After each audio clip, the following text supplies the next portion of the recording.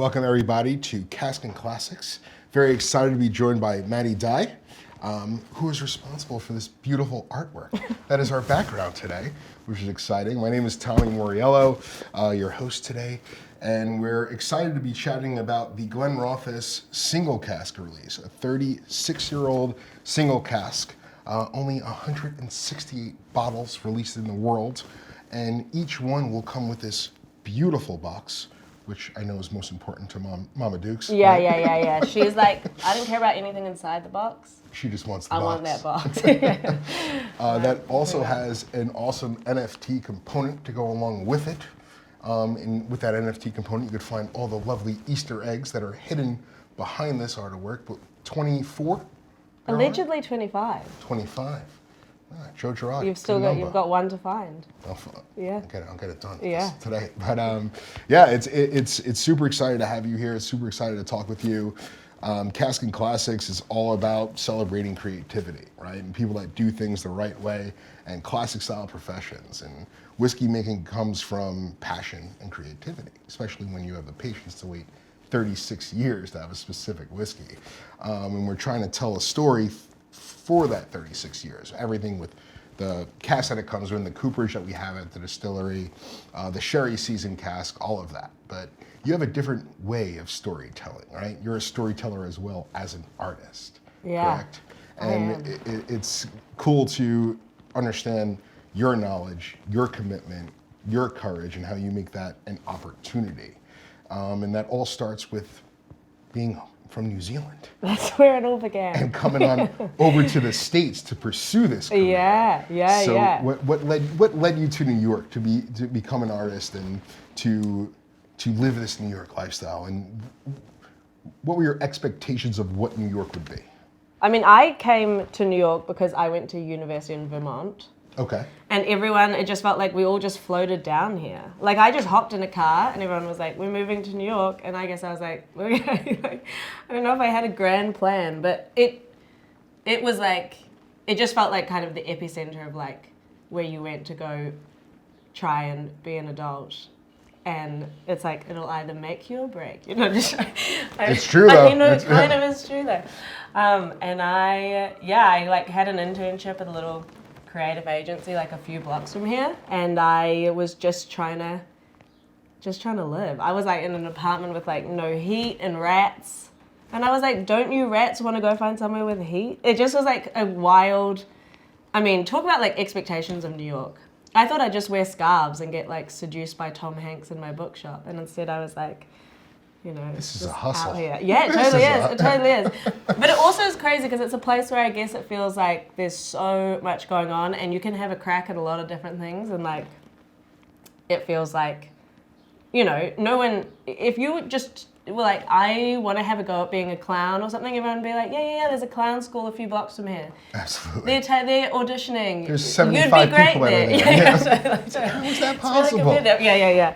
So I don't know. It just sort of feels like it was a nice place to land and have no idea what I was doing, and then think like with the like greatest breadth possible about like what kind of things I could do, and like cartooning for the New Yorker turned out to be one of them. So that's a nice one to fall into. It is. It's like kind of. I mean, it's like, you know, quintessentially New York. I mean, I wasn't going to start doing that from New Zealand. Absolutely. I like tell people.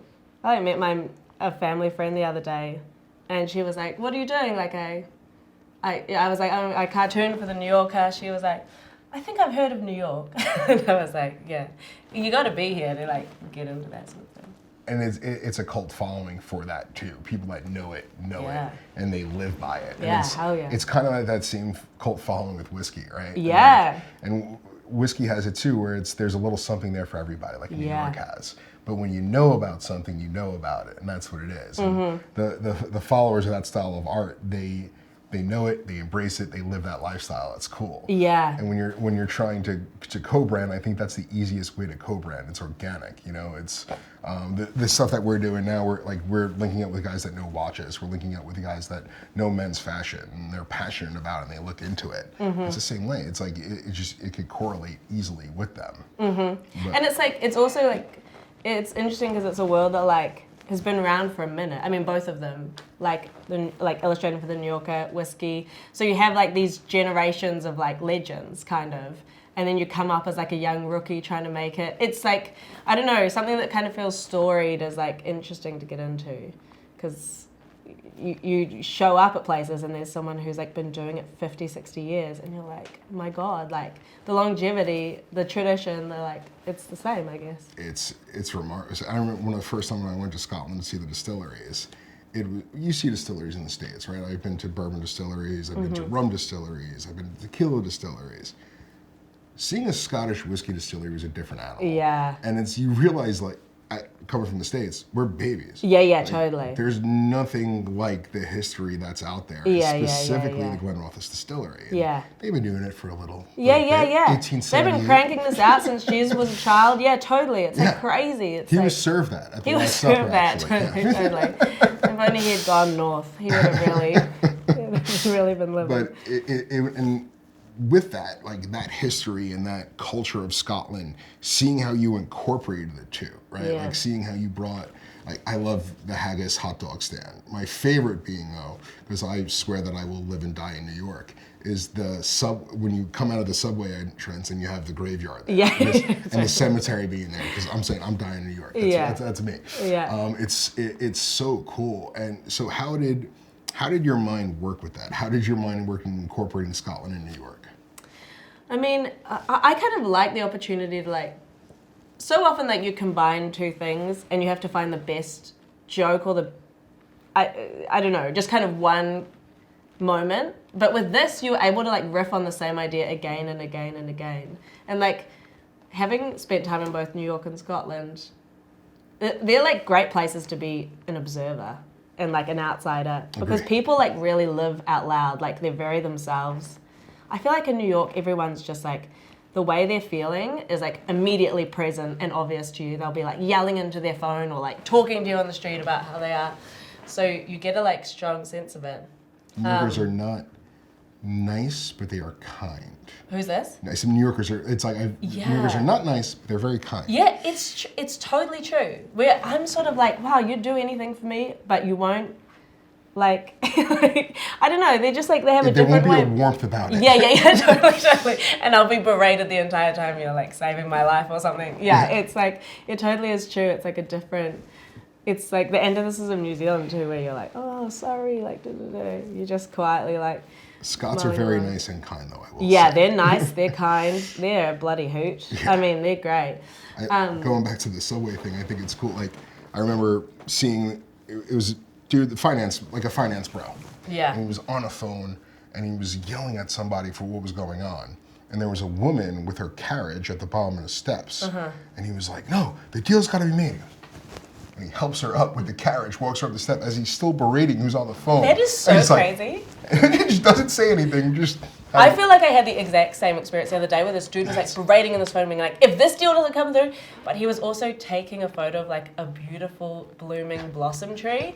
And I was like, this man contains multitudes. That is all of humanity. That's New York. Yeah, That's totally. New York. They're like, he's doing it all. He's like not, yeah. It's not fair. Those little New York moments are great. And I think you captured a lot of those within the piece of art. Yeah. I love the saxophone and the bagpiper. Yeah. Going back and forth. That's like a lot the of fun. world's two like loudest instruments battling it out. Yeah. Duking it out.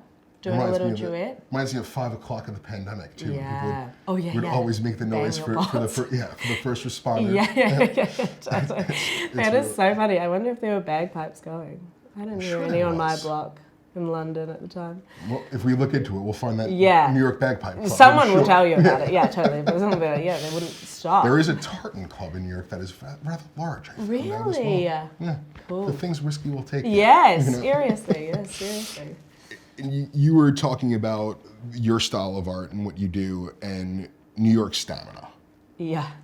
What is New York stamina to you? Whatever it is, I feel like I don't have it. Okay. No, I mean, I give it a go, but like I see New Yorkers who just grind, and I'm like, oh my God. The head is just, it's like, it's just like this kind of relentlessness. I mean, it's also interesting because I'm like, I wonder if it's like, sometimes I'm like, should we glorify it too much? It's like, because it's like hard to live, you know, and people got to work 3 jobs and whatever, and they do the best they can. And it's like, not sustainable, that's for yeah, sure. yeah. And it just feels like, I mean, I guess it's the feeling of being like, when anything is possible, if you're kind of not going for it, it's like, you feel like you're sleeping. Like, if you're kind of not trying something new, or like going for something, or like your little dream about you're like sort of like, if you're not like making it happen, you sort of like, you feel like the whole world's like passing you by and everyone's going somewhere but you. So you just kind of like hop on the train and you start running, I feel like. Absolutely. And I think it's living within the chaos. Yeah. I live up in Westchester now, and it's a whole another animal. Oh yeah, I Like, bet. have a yard. Yeah. You know, that's not just what do you call them? I can't think of the name. Will, help me out here. What's the Fire escape. Fire escape? There it is. Fire escape was my front yard. Oh yeah. Totally. The roof was our backyard. Yeah, totally. So, but as you live in that style chaos, I think that's what gets it running. Like now, I walk outside, I have a cup of coffee. Yeah. Say hi, walk my dog. Yeah. As opposed to you walk in, it's like, just go quick. Yeah. I gotta move my car for alternate side. Yeah. As soon as you wake up, when you live in the city, you are running. Totally, and I also running. feel like the minute you're on the street in New York, people are like, it's like you're open to having a conversation with someone. People just come up to you and be like, can I have a go on your skateboard? Or like whatever, like they just start conversing with you in a way that you're just like, oh, this is my front garden. This is the closest thing I have to outdoor space. So I'm just trying to live in this world. I don't know how to say this politely, but I already have a friend. Yeah. I'm not looking for another.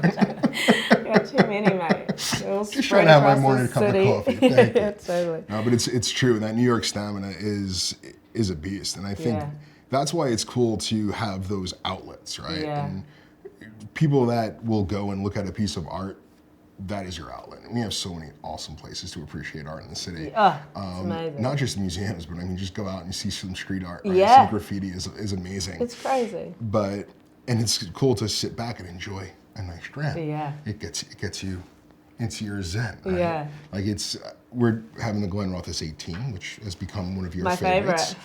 And this is the one that you hide from your friends and you serve to drink with dad, right? Yeah. I chuck him a can of PBR and I pull out my little. Exactly. And I'm like. But no, it definitely takes you out of that hustle, I think. Yeah. It takes you appreciate a dram like this because of the constant hustle that you're going and that unattainable stamina that New Yorkers have come to know and love. Seriously.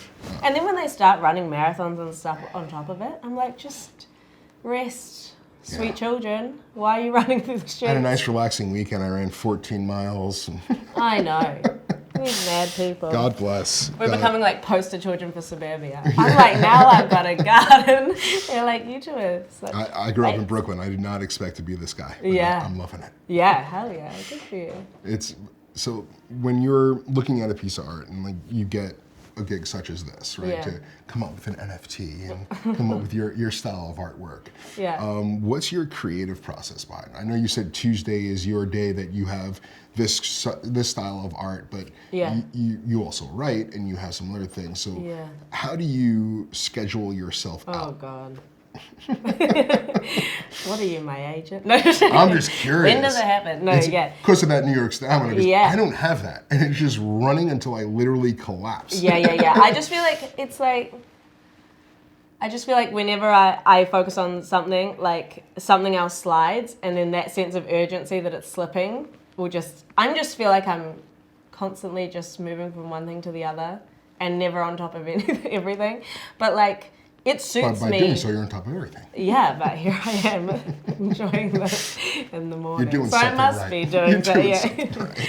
I mean, I feel like it suits my mind to have like a lot of things on the go. Like I enjoy being like having ideas go in lots of different directions, and like illustration is good because it can be as big or small as you want, and often you're just like shooting these little ideas in the world. Just like these fleeting thoughts can become something. But like living off that alone is kind of like, it's like only snacking or something. So being able to get into meaty projects that take years also feels like the balance like suits me. Absolutely. And then, I don't know, they complement each other. Like when you like create an illustration like this, you're trying to create like like a moment that feels like it could expand beyond. Like in some world, those two people that could be like the opening scene of like a rom-com or something. Yeah. And then that woman in the middle is just like the love triangle. interest. Yeah, totally. She's just always getting in the way. Like I like to think of these as like things that could extrapolate. And at some point in my career, I was like, I'm like drawing these little scenes and like building these little characters, and I'm like, why don't I just do the next line of dialogue instead of ending with one caption, and it kind of built up from there. But like, What's her backstory? yeah, exactly. And I'm like, what happens next? And then I just kept going.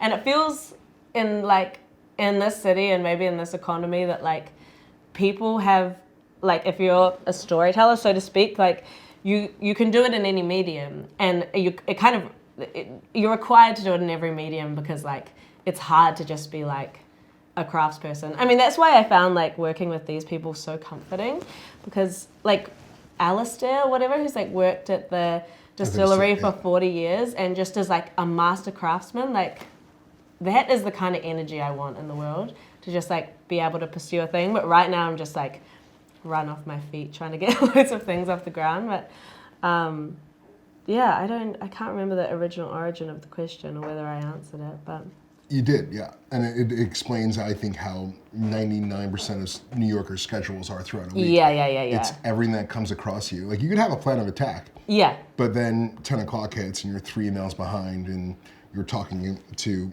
whomever about a third project that you're about to take on.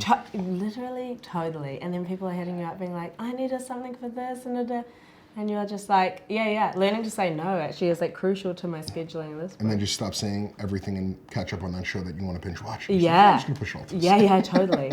Totally. You know what? I want to glass of Glenrothes. I want to watch my TV show. Yeah. Right.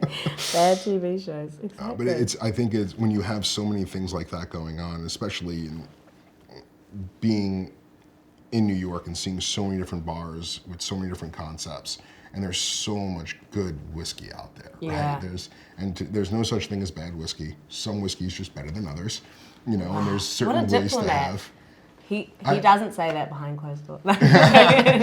I really enjoy all wakes and kinds of whiskey. Yeah, It's the truth. But I mean, to be honest, so do I. But now I'm like, some just go down a little sweeter and smoother. And that has been the great revelation of my life growing up.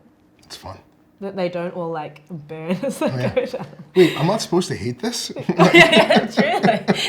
This is quite enjoyable, actually. Yeah. And now it's like you can't go back. I'm just walking it out. Yeah. And that's what's cool about Glenrothes is that it's that path, that look beyond message that we try to push, is that keep on, drink every whiskey out there. You know, like so you could appreciate the really good ones. And once you find your Glenrothes 18, it's like, this is a good whiskey.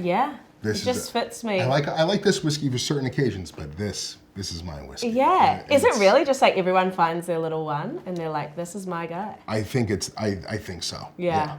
But then it becomes like shoes, right? Yeah. Like, who wouldn't want 15 pairs of Louboutins? Yeah. You know, and which one's going to be your favorite? Yeah, totally. This one's for this occasion. Yeah. And I think that's the same thing with whiskey. You find the whiskey for every occasion. Right. And it's like that artwork that you want to put up in your home, or someone that's curating a museum. It's like, this is going to go into this room. This is going to be paired with that. I think it's all relative, and it all kind of flows together. But you're going to have your favorite. Absolutely. But as you're going down this process and you're getting all these different things coming on, right? Yeah. And maybe going through drinking a little more whiskey one night and waking up a little later the next day. Yeah. How do you stay motivated to keep on being creative? Like, the creative mind is difficult, right? Because you have so many ideas going by and it's easy to get overwhelmed. Specifically when you have so many projects going on. And with work at home culture being the norm and everyone, like, especially when you're freelance. Yeah. And your boss is the worst boss ever. Oh, totally. Because she's a tyrant. They don't stop bugging you. Yeah, totally. So what keeps you motivated throughout? I actually genuinely feel like I just enjoy the things I do. I know that sounds like trite, but like I used to work jobs where I was like, I just felt like I was like this old jaded, I was like 25 and being like, another day closer to retirement. You know, every day I walked in and just like I'd be pitching on projects and being like, God, I hope I don't win them or whatever. So I feel like sometimes, I mean, it's like you drinking a whole lot of whiskeys to find the ones you love.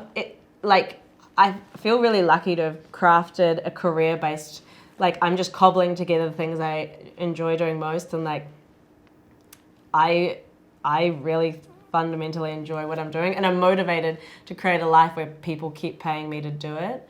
And so It's not really work if you enjoy it. Well, you know, it's funny because it also is, man. It's like relentless rejection, and like sometimes you're just like, I don't have any ideas.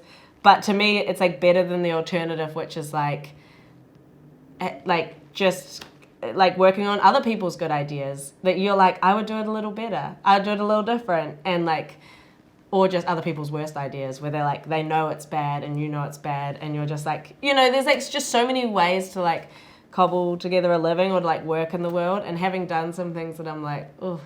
I'm glad I did this because it shows exactly what I don't want to do. Yeah, I fully believe that. So it keeps me motivated to like avoid going back to a full-time office job. Fear. I'm just outrunning the fear. Fear goes a long way. It can, you know. It honestly can. It's an underrated motivator. It's a terrible Rocky, but it's still a decent movie. Rocky 5, when he tells Tommy Gunn, Joe Fear, he's your best friend. Is that one of your top 5 whiskey drinking? Oh, Rocky Balboa, I would definitely want to have a cocktail with. So yeah. We're jumping the gun. That's my bad. Talking with Maddie, I try to get to understand Maddie's personality a little more. I asked her top 5 people that she would want to have a cocktail with. Yeah. But characters from the movie. Yeah. Not the actor or anything like that, the characters. But Rocky Balboa is one of your guys. Yeah. That's that. I mean, he's the best. Yeah, totally. Yeah, absolutely. South Jersey, Southpaw. Yeah. See, you really can know so much about a person from that game. It's a great way too much goes into it. Yeah. I'm also in trivia. There's a lot up here. Yeah, seriously. So with taking on new projects, this was another first for you in going into the NFT world. Mm-hmm. And this was the first NFT that you created, correct? Yeah. So how do you approach that? How do you look into it? Did you do research on NFTs? Were you unapologetically you, as you say? You know, you just went into it like, I'm gonna do me and we'll figure out how it is. How do you approach a piece of NFT art? I mean, I definitely went in like, I mean, if you want to be candid about my unapologetic process of being like, I have some concerns about this. Some of them environmental, which were like well received by your team, I feel like. Sustainability is huge. Yeah. And Edrington follows a certain ethos to ensure that we're not harming the world that we're living in, right? And it's cool to take those, and it's cool that they took the time to get into this world of NFTs and not want to leave that heavy carbon footprint that people are like, okay, Bitcoin is using how much energy? Yeah, and for what? Yeah, totally. So to look into it and do it the right way was cool. And Mark Beckman is awesome, and he is the expert on this, and he was able to took it seriously, which was cool. Yeah, I mean, it's funny because it's like, you know, the thing that like motivates me is like the box was like just the brief and the box were like the two things that like anchored me to this, and it felt like I was building a piece of art from there, and it's like kind of amazing to see all the different applications of it. Like it's been muraled, you know, they like turned the little t-shirt into a real t-shirt. So it's like a client often takes a piece of art that you make and they like run with it in a million directions. They'll like resell it on a shower curtain or whatever. And like it feels like NFTs were another avenue that people wanted to explore. And like, you know, you sort of like to some extent just kind of go with it. That's like the nature of working with other people. It's like... it's a different animal. It's a different animal, and it's like, it's funny, I don't exactly know what to say about NFTs because like they took seriously the idea that they wanted it to be a piece of art and they wanted it to like look beautiful and be like something you wanted to own and not just something that people were telling you wanted to own and you didn't ever look at it or appreciate it. Do you know what I mean? I feel exactly what you're saying, and it's going back to what you were saying. You do what you do because of your passion. You love what you do. Yeah. Right? But you also know that you got to do it right. Yeah. And I think that again, tying it back to whiskey, it's doing things the right way. Yeah. Like, Glenrothes has not changed their operation of how they do. Like, the 100% malted barley, right? Sherry seasoned cask, they do it right, and they're passionate about it, and that's what makes it last. So when you jump on something like, oh, I'm going to try this out, I'm going to do this. Yeah, It's a different animal. Totally. And it's funny because like they're craftspeople, and I feel like sometimes it can feel like you can get caught up in certain trends or whatever that distract you from the fact that like what matters in what is your craft is like your art or your whiskey, and like continuing to work on that and hone on that will always bring back the right kind of people. And like I sometimes think like chasing down little trends or whatever can distract you from the idea that you're like trying to perfect one thing or something. Yeah. And I mean, they so do that it's like... There's a difference between chasing and embracing. Yeah. And to embrace, it might take a little bit longer than chasing. Yeah. Like, let's just get it up there, we get a win on the column. Yeah. Like, no, let's do it the right way. Yeah, or like the right people, I guess, will come to you and be like, we are doing this exciting thing and we thought of you. And that's with Glenrothes, with Mark, with yourself, everyone came together knowing what each one's expertise was and produced a pretty awesome project. Totally. And the ownership part of the NFT, I think, is the coolest part. Like people just say like, I've been a fan of this person forever. It's like, well, now with an NFT, I could track that. I could look at your blockchain and see if that's real. That is legit. I mean, I get the idea of like collecting. I mean, I'm not a collector because I move around too much to like hoard anything, but like when people like have a little passion and they're like tracking it and following it and like, you know, that's like so, and they find a community of other people who are like also getting stamps or whatever it is, like, you have to respect that, man. That is like pure, I don't know, that's passion. It really is passion on a level. And the way that I was able to understand NFTs, I love comic books. I loved playing cards as a kid. I loved Magic the Gathering as a kid. So that was collectibles. It meant something and held on to something. And I think once you understand where it could go and like have that cult following, it makes a lot more sense. And it's the same as whiskey. It's like you throw something on a label or you come up with this different concept whiskey. And people will try it and it's like, okay, is there substance behind it? Am I drinking marketing or am I drinking passion? And no, that like totally makes sense to me in the sense that like, you loved comic books and you loved Magic the Gathering, and it wasn't like you got into those things just to own some collectible items. You fell in love with the thing first, and then you wanted to be so immersed in it that you got all the bits of it.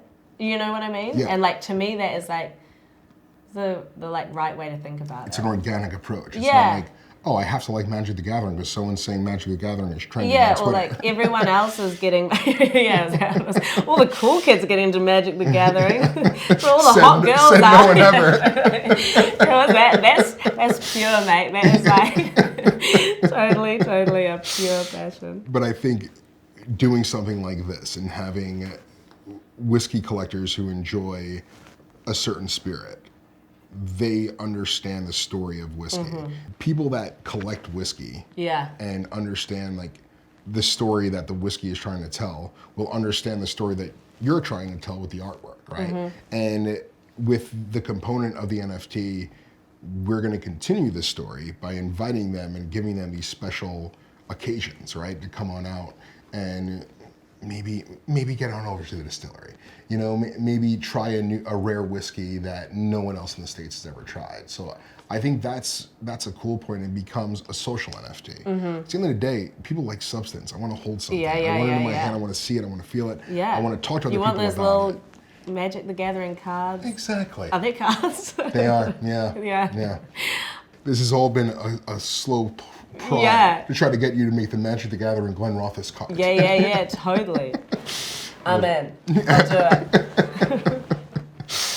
One of your last interview about it, you said the two things about New York and Scotland, you mentioned this earlier, they're unapologetically them. Yeah. New York is New York. This is what we do. Yeah. Scotland is Scotland. Yeah. When I got to Scotland the first time, get in the cab, I flew into Aberdeen, and I am pumped. Yeah. I'm like, I'm gonna see these distilleries. I'm in Scotland. Look at this, William Wallace. I'm gonna buy a sword. I'm gonna buy a kilt. Yeah. Like, I'm over the moon, you know? And with the cab driver, I'm just like, all right, I've been on a plane for 16 hours, and obviously I like to talk, so it's the first person I could talk to. Yeah. I'm like, so yeah, what do you do, man? Like, what's your favorite whiskey? Like, is there a certain like hidden gem whiskey that I could find here that is not on my thing? He's like, well, I actually hate Scotch. Oh, really? And it's like, in his heavy Scottish, I'm like, oh, yeah, never touch the stuff. I think it's disgusting. I'm like, oh. I'm like, so what do you normally drink? He's like, gin or something? He goes, Budweiser. No way. That Like, is this amazing. is great. Like, It's this a is classic so, Aberdeen boy with his so pretty. It's Budweiser. like, yeah, I don't touch the stuff. So unapologetically Yeah, Scotland in yeah, that sense, yeah, totally. I loved it. And I Yeah. was literally laughing inside thinking like, I thought I was gonna get this guy like, oh, well, let me tell you, I have a cask in my house that my dad made. Like, Yeah. Like this like Or romantic just play story. along. Yeah. Like if I was in that situation, I'd just start listing things I knew. Yeah, Be like, I don't know, is that good? Yeah, he was just called it as it was. Yeah, hell yeah. No, it's so true. They're both so like that. So you said that New York and Scotland are unapologetically them, Mm-hmm. and your style of art is unapologetically you. Yeah. And you have a voice that you can show, and you have a story to tell through your pen, through your mind, for whoever is looking at your artwork to understand and appreciate. So where does the courage come from for your creative freedom to showcase that voice through your art? That's a good question. I mean, I feel like if I could write stories from someone else's perspective convincingly, it's like unapologetic courage to be myself is like, I don't have that many alternatives. You know? It's like, oh, that's all I got, peddling my own little life out. But I guess like part of it feels like it comes from genuine curiosity about the world. And then I also think like in the world of like, I don't know, like illustrations that might feel more politically, it just feels like genuine anger or like genuine feeling about the things. And like, I'm not saying like I deal with like crazy repercussions, but like, you know, if you put stuff on the internet, the world can be fairly hostile. But I'm sort of like always like, oh, you disagree with me? I'm like, I hate you. No, sorry. Cut that out. But I'm sort of like, well, you know, when you build something. We'll make that a t-shirt. I hate you, Maddie Dai.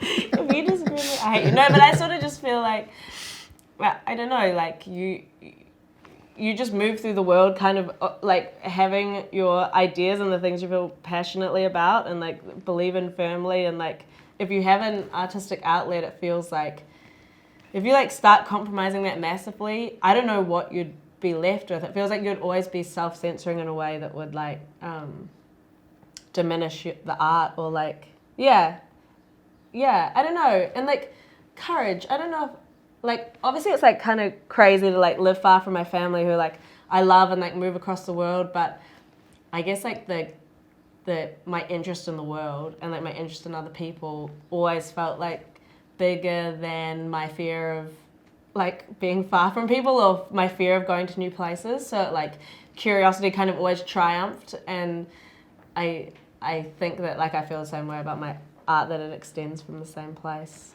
Cool. You're striving for that knowledge. You're on brand with us because you are looking beyond. You want to see what else is out there and see what you're trying Always to pull in the great on, beyond. Yeah. To infinity and beyond. Yeah. It's like, I don't know. It's fun though, and it becomes that organic courage because it is courageous to put yourself out there, specifically as an artist. And I love the word artist because it can mean so many different things. From the stand-up comedians that you saw last night, Totally. to people that are on television, the people that are anyone, like the creative mind. Creative minds are amazing because they're always striving for that. They're always looking, and they're always trying to stretch. They keep an open mind, and I think this piece shows that. There's so many cool things going on, and you are embracing the rich history of both New York City and Scotland. Yeah. There's a lot more history in Scotland than there is in New York City, but I think that you really crushed it, and you got the message out there of what the history of these two amazing places are.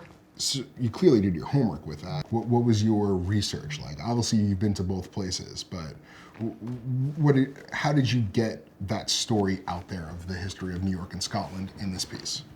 I mean, I was well briefed. I'll say that. Like, I got given like packets and packets of like photos. I mean, it felt cool to have stuff that was generated by like all sorts of teams. Like everyone involved in the process, I feel like gave a little clue of like places they loved in New York, things they loved in Scotland, like details about the distillery. But I do feel like in general research, like maybe this is just because my mum like is a librarian, so she's like research heavy. That's awesome. Yeah. At my old high school, her old high school. She's a local librarian.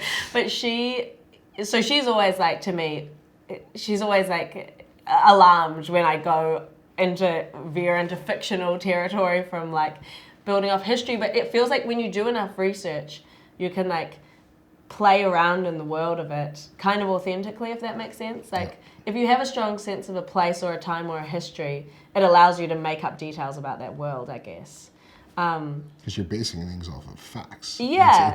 And you know that it's to be true. Yeah. And it becomes that organic confidence to just go out and tell the story. Exactly, yeah. And I feel like, I don't know, it just felt so fun at the point where they were, where I was being like fed little stories or little, I don't know, and around this corner we've got this at this distillery, and you were kind of in this like immersive world that felt like old. You're meeting some of the characters that have worked there since they were young, and like that felt really fun to me to be able to like paint the picture. But yeah, research. What was your helps. favorite fun fact about the distillery? I mean, I love that dude, Alistair. I want to meet him so much. I don't know if his life is a fun fact, but he's been working there for like 40-something years. He's That's remarkable. fun. I mean, just that kind of like, maybe it's because I'm easily distracted, but like that to me is like my, imagine if I had a mind like that.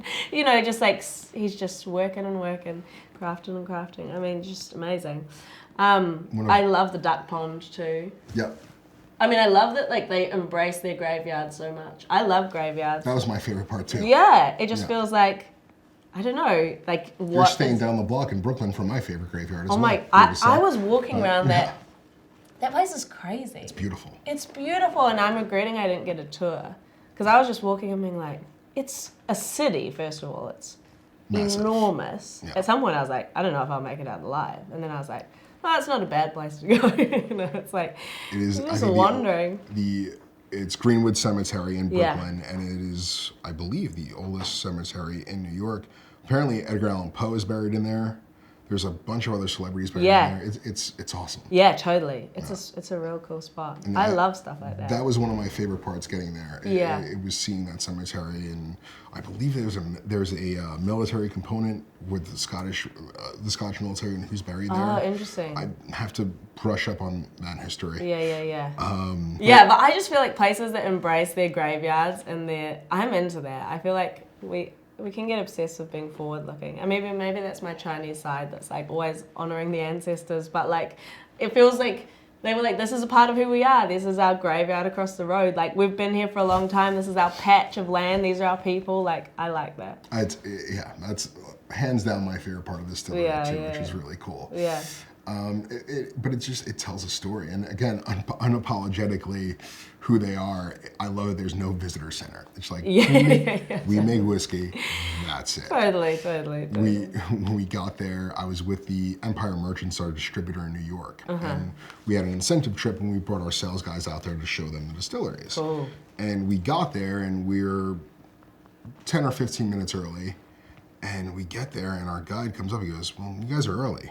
He goes, "Well, I'm starting the tour when we said we were going to start it." Like, he was like annoyed that we were early. Like, He's like, I'm going to sit here in silence for 15 minutes. I got things to do. You were supposed to be here in 10 minutes. Yeah. I'm going to hold on to my 10 minutes. I love that. Unapologetically. You know, this is what we do. We make whiskey. Yeah. You know, and you're lucky to You're come here visit on my us. time. Yeah, I love that. And going around there, and it's a different style of distillery. And beautiful distilleries. Yeah. Highland Park in Orkney is remarkable. Oh, so beautiful. It is absolutely remarkable going in there. plane ride's terrifying. Yeah. But it's... Oh, weird. Do you have to fly on one of those like 8-seaters or something? Yep. Really? Yeah. And being the bigger guy, I was asked to move because the balance of the weight on the plane. No and then once your way. mind starts working with that, it's like, this is all freaky. Yeah. That's crazy. It was super windy, and we had to land sideways. Oh. Yeah. So, but besides from that, it's gorgeous. Yeah. Okay. And look, you lived. Yeah. Lived to And tell the tale. just see, like, again, just history in there, like just the architecture of the distillery. And then Macallan, you walk into the Macallan and it is stunning. Yeah. It is something else. Yeah. But there is a aura and there's a feeling when you're walking around the grounds of the Glenrothes. And I think the main part is having its own cooperage. So when you see guys hammering away and you hear that sound, and that's work. You know, like these guys are putting some muscle into it, and they're to create those casks, and that is super cool. It gives a different sense and a different feeling, and it was my favorite grounds that we saw, and it told a very unique story. You know, like there was nothing tailored to this, like, oh, when the tour comes through here, we have to make it look like that. It's like, well, there is no tour. Yeah. So this is how whiskey is really made. This is what we really do. You're just seeing us as we are every day, day in, day out. You were able to digest and understand that passion that Alistair will preach and understand. And there's a great interview with James Darcy, who's with Edrington as well, great whiskey mind, and he interviewed Alistair in what was the early beginning of Casks and Classics, was the digital speakeasy, and he had Alistair on as a guest and walked him all the way through it. So I'll definitely share that with you because I think that you would really enjoy it. I love that. And I'm a huge fan of his work. Excellent. And I'm sure he's a huge fan of yours too. He just looks such a sweet dude. But you'll enjoy it. It's cool hearing from people like Alistair, seeing people at that distillery who, there's no one that's like, oh, I just started this job 3 weeks ago. Yeah. It's a family, it's a culture inside of those grounds, which is great. Yeah. No one's like, I'm just fun. here for 6 months before I jump to the next thing. Yeah. It's like, no, I make whiskey at the Glenrothes. Yeah. That's what I do. That's my whole thing. Yeah, I mean, also the grounds look like, like that stone. I mean, that's like a castle kind of, or like a castle complex. That's why I wanted to put some sort of castle in, because the castles in Scotland are sick. Insane. But like you feel like you're like, what am I? Everything the Queen looks of like the a North castle in here? Scotland. I'm like, oh, what castle's that? Like, well, that's our elementary school. Totally. They're literally like, that's our local gym. Yeah, it's wild. It's beautiful out there. But yes, the grounds are stunning, and I love that red door on the old school brick. It really pops. Yeah. The distillery is special. It's a beautiful spot. Yes. And you could see where the passion comes from working there, and from the team that's on the ground that's showcasing it, because you're able to bring it forward, and you're in a field where passion is very important, right? And so where does your passion come from to be an artist? Like, why are you so passionate? Why do you love what you do? It's obvious that you do, and you say that you do, but where does that passion come from? You know, like, I feel like I come from a big family in New Zealand. Like, my mum's the eldest of 9, and I got a lot of cousins. Awesome. And like my nana, I've just been reminded of this because I moved home to New Zealand a few months ago, but like, they are just storytellers. Like, they are the funniest people ever. And it's funny to me now when I'm in meetings and people are like, stories this, a voice is this. And I'm like, yeah, I know, because I was like competing with the greatest storytellers like growing up, I feel like. And I'm like the 8th funniest person in my family. And they're like, you make a living out of it? That's crazy to me. Like, what about me? They're like, when's my time? And I'm like, look, I don't know what to tell you. You gotta, try it out. Yeah, totally.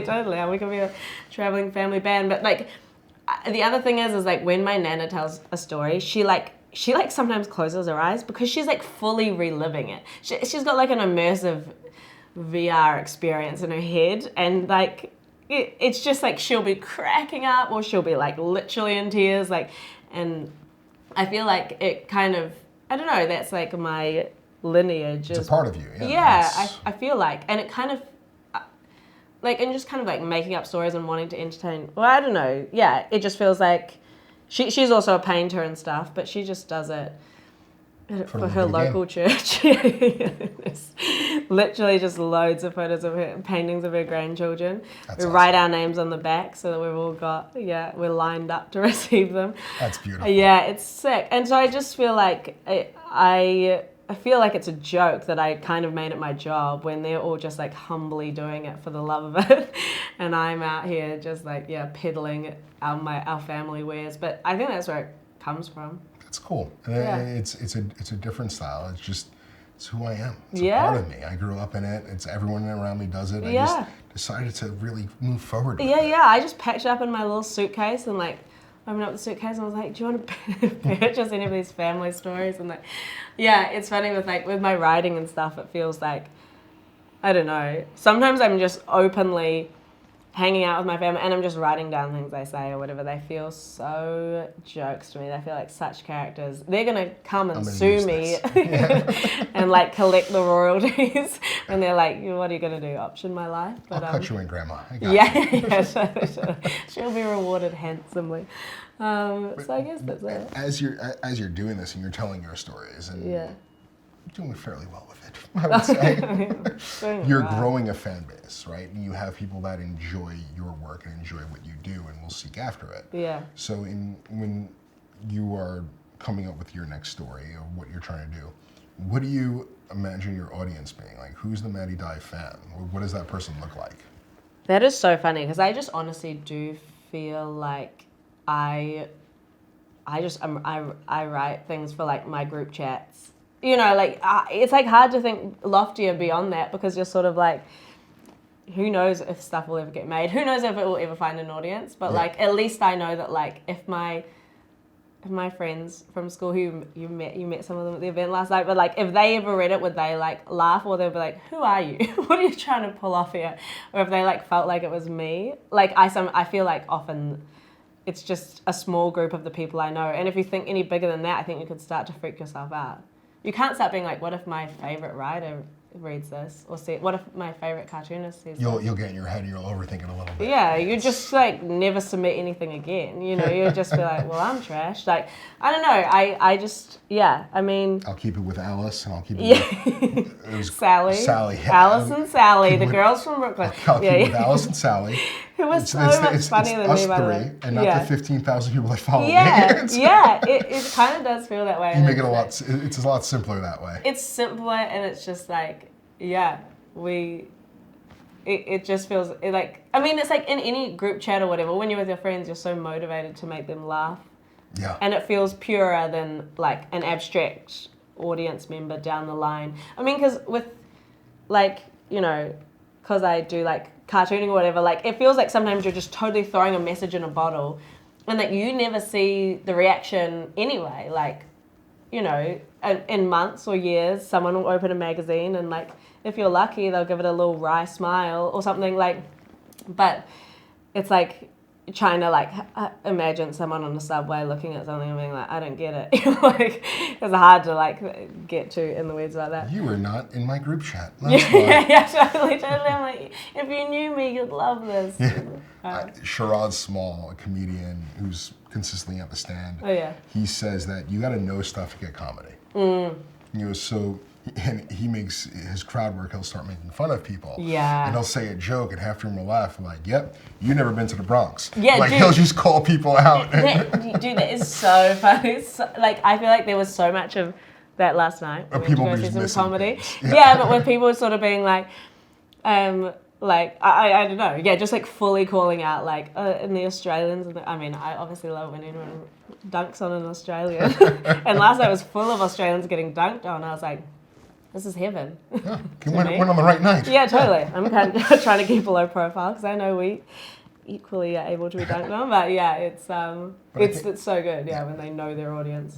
Understanding art and understanding the story that you're trying to say, you gotta know things, right? Yeah. And it's the same thing we're talking about with whiskey. Like to appreciate good whiskey, you have to know whiskey. You know, it's awesome introducing somebody to the spirit as a category. Someone's like, oh, I really don't like drinking whiskey. That's not my thing. It's like, well, what do you like? What do you normally drink? And like getting to know that person. It's like, okay, well, this whiskey's definitely not for you, but maybe this one will be.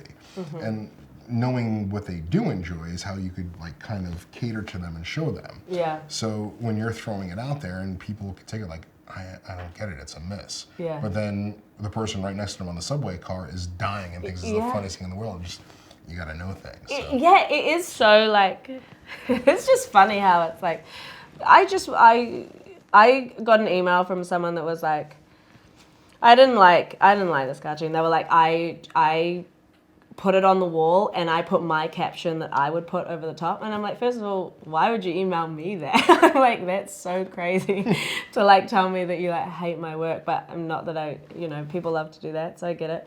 But it's like, taking the time out of your day to spew negativity. Yeah, totally. But someone else will be like, this is the funniest cartoon I've seen all year or whatever. And you're like, both of you are wrong. It's just bang average. Or it's just like, it's just fine. It is what it is. But you just never know, like, who will feel what about the work that you do. I'm just putting it out there for the world, and it's up for you to comprehend it. Yeah, yeah. These are my little secrets. Yeah, and you'll never get behind the curtain. You will never. As if we can keep a secret. So now, if money were not an issue, you had all the time in the world, which I'm sure you do. I got time. Yeah. What is your passion project? What would you want to pursue and get done? This is like, when I saw this question, I was like, oh, Tommy. Sorry, Hard question. I'm intrigued. Yeah. Like some of them I'm sitting because I'm nervous. I'm always nervous about putting out my dream projects in the world because in 15 years we'll run into each other and you'll be like, hey, whatever happened with that thing? And I have to be like, I don't know what you're talking about. I don't remember you. I don't know you. I've never worked in the Glenrothes office. Kindly leave. Yeah, totally. I work in accounting now, Tommy. Things are different for me. But no pressure to answer it. No, I mean, I'd like to write a graphic novel at some, or like I mean, I probably never will, but it's a thing that I'm like, if I had all the time and all the money in the world and was just like, had a little cabin in Scotland, I would try and do that. And the other thing is like animation. I did in uni and loved it. I love the like, you can just create a whole world. And like, now that I'm in like, live, working on a film. I'm in pre-production on a script I wrote. And we're just going through it. I mean, it's a little indie in New Zealand, but like, being like, that's too expensive. And they're literally like, does it need to be raining here or whatever? Like, it's like every little thing. They're like, who's this character? Cut them out. Like, we can't cast another person, but with animation, you could just be like, it's on a flying ship. I'm gonna draw and this people are like, yeah. A flying ship is equally as inexpensive or expensive to draw as, a house in suburbia. So you can just kind of like, it just feels kind of limitless in a way. And I like the idea of being able to create that whole world. But it feels like the mix of art and storytelling like comes alive in those spaces, both of them. And those are probably my dream projects. That's fun. So a graphic novel that you would potentially turn into an animated film. Stop That's saying fun. my dreams back to me. I'm sorry. Accounting's going to suit you well. Yeah. No, it's good. We can check in with each other and we can be like, how is your pig farm going? Keep you on track. Totally. That's fun. I love graphic novels, like you were saying, comic books and all Yeah, that. yeah. Going back to our question, we asked on who you like to have the drink with. Yeah. What character, and my favorite answer has been Edna from The Incredibles. Yeah. That's awesome. I mean, talk about the perfect creative mind. Yeah. I mean, she is. I like people. I mean, this is why I think I was drawn to this project. But people who are just like unapologetically confident in their opinions. And Edna Mode from The Incredibles. She's our North Star for like who we want to be in this world. Just like rolling around her big house filled with opinions that she's right about. As is Mickey from Snatch. Yeah, totally. I mean, they're both masters of their craft, not to be messed with. They're perfect. I love asking those questions because I feel like you really get to know somebody, and I got to know you. You said the chickens from Chicken Run. Yeah. Jesus. Jesus. That's a great crew. If I'm going to sit down, Jesus might get the 36-year-old cask. Yeah. The Chicken Run will stick with the 12. Surely, yeah. Yeah, the chicken. I mean, some of them are Scottish, I think. Yes. Chickens from Chicken Run. Some of the more iconic characters are Scottish. Yeah, they just feel like. Well, I was sort of like, I don't know, like if Jesus, the character in any movie that Jesus been a character in, would have all the secrets of Jesus. But I was like, look, in this game, I'm gonna give it a go. I liked it. It was a good answer. Thank you. But the chickens from Chicken Run, I mean, So we just got a spoiler alert of if your projects don't work out, you're going to be the person that slaps down. Yeah, I'm just going to walk through the city, future. gently snapping people on That's camera. excellent. Yeah. So you alluded to what's next for you. You have the script going, and, Yeah. and you're going to be filming. What else? What could we keep our eye out for what you have coming down the pipeline? Where can people follow you and see more of your art? How could we recruit more Maddie Dai fans? Truly, who knows? I mean, you can follow me on Instagram where I slowly drip feed cartoons into the world, or illustrations, I should say, and the odd bit of art. I mean, it's funny because like a lot of projects I'm like, I don't know if I can talk about, but like Don't there. So we'll just keep on following you Yeah, on social media. And You see just gotta wait and what's on the see for a horizon. few of them. Yeah. I mean, it's like lots of things. It's crazy because like some things move fast in the world and some things move glacially slow, and I'm just trying to like ride both those waves and just be like calm throughout it. But if Keep you that pace and not lose follow my on mind. Instagram, you'll see things as hopefully they come. Amazing, good stuff. Maddie Dai. It might say Maddie Dai hard, but that was just because people don't know how to pronounce. Like people like are like, is it Maddie Dai, Maddie Dai? But I was like, if I put Maddie Dai hard, they'll Now we know understand. Die Yeah. of the Die Hard Which is one of my dynasty. favorite Christmas movies. Yeah, classic Excellent. Christmas family film. And just to close on this unapologetic approach, Yeah. I love your style. I love everything about how you showcase yourself, both with your art and just personally. It's awesome. What advice would you have for aspiring artists, for someone that wants to tell their own story through some form of art? What would you tell to that person? I mean, I guess I would say make it, like write it or start drawing it or something, because I sometimes feel like it's easy to feel like you got a network or put the connections before it's like putting the cart before the horse, you know, like when you get that meeting with someone or you DM them on Instagram and they DM you back or what, I'm not suggesting that's a good way to get jobs, but it did work on one occasion. Yeah, might work. But it feels like they'll just be like, okay, so what do you do? Or like, and I feel like having a body of work that you've just been quietly chipping away at is kind of the best way. And it feels like it hurts, you know, to be like, oh, what, I have to actually write the thing or like draw it. But it does help to have it. And then I guess it's just like try things. Like the other thing that's like got me far in life is taking night classes after work.